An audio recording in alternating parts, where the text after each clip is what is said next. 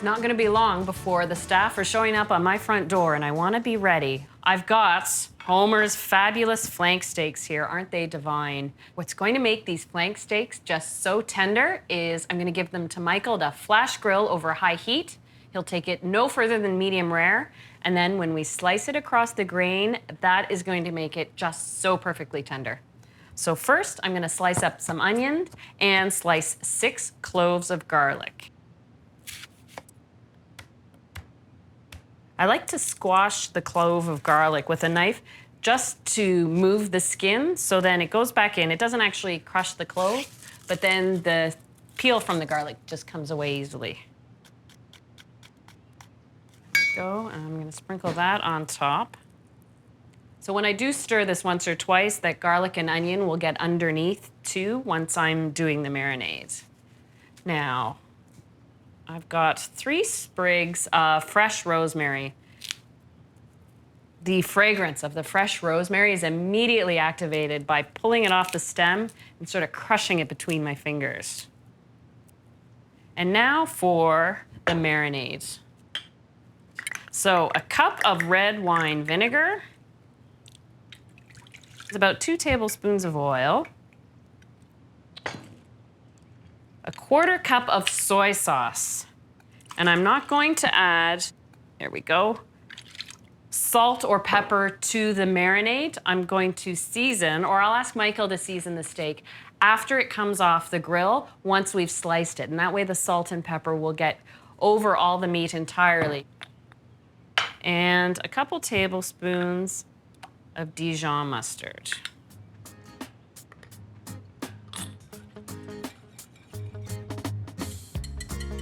And pour that right over the steaks and over the onions and garlic.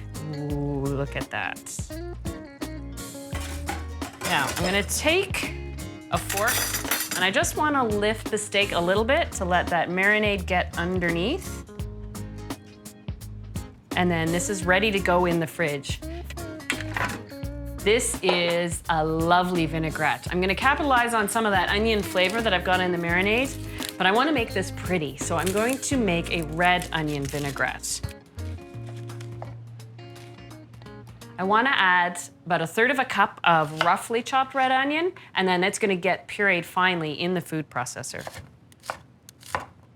And this lends such a nice pink color to the vinaigrette, and I'm gonna enhance that with 3 tablespoons of red wine vinegar.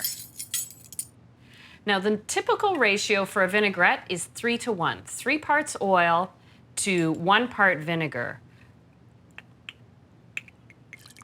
And I need a little honey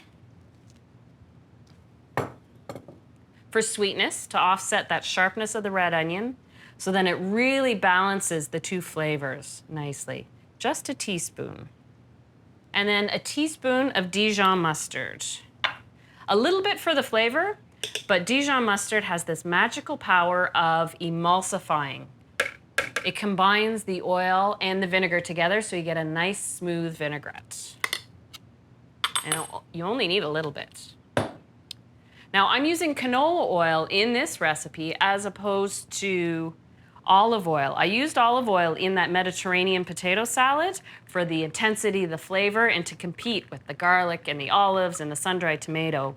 This is a little more delicate a dressing, so I want a neutral oil, and canola works beautifully. So I've got that measured and ready to go.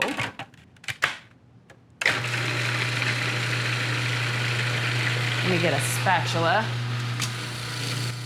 So you can see that beautiful pink color, and I'm slowly pouring in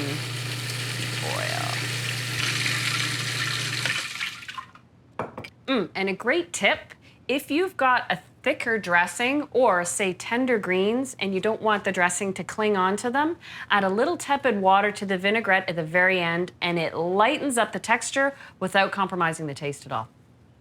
And this will look nice on the table in a mason jar. All right, here.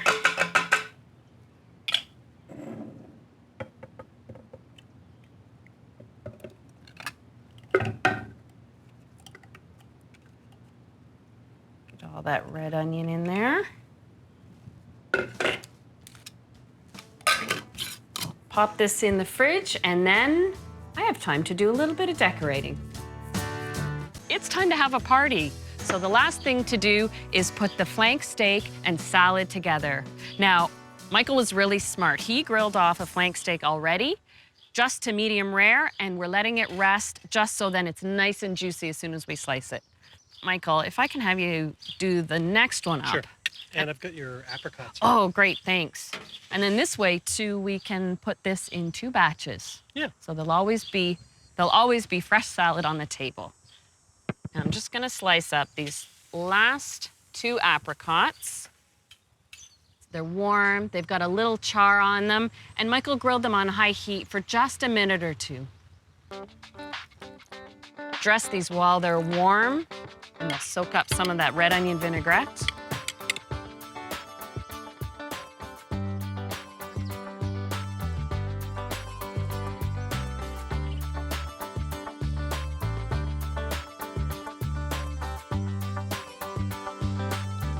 I'm just gonna put a little sprinkle of Feta. And some of these lightly toasted walnut pieces.